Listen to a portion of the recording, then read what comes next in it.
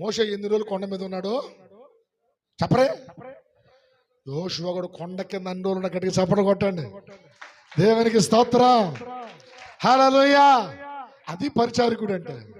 ఎన్ని రోజులు మోషే కొండ మీద ఉన్నాడో, మోషే కొండ మీద ఉపవాసం ఉన్నాడో, కొండ కింద యెహోషువ గురువుగారు పెట్టిన స్థలంలోనే విధేయుడు ఎదురు చూసుకుంటున్నాడు, లోబడి ఉన్నాడు.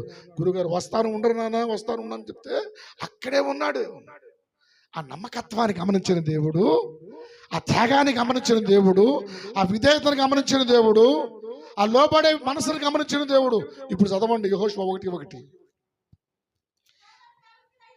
యెహోవా సేవకుడైన మోషే మృతి పొందిన తర్వాత నూను కుమారుడును మోషే పరిచారకుడైన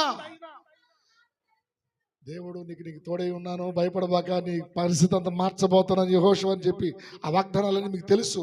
నా వైపు చూడండి. ఎందుకు అప్పగించాడు అంటే యెహోషువలో ఉన్న లక్షణం ఏంటండి చెప్పండి?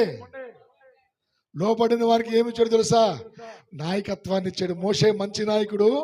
మోషే తర్వాత ఇశ్రాయేల్ ప్రజలని పాలు తేనెల ప్రపంచ దేశాన్ని తీసుకెళ్ళడానికి యెహోషువకి అప్పగించాడు. స్తోత్రం.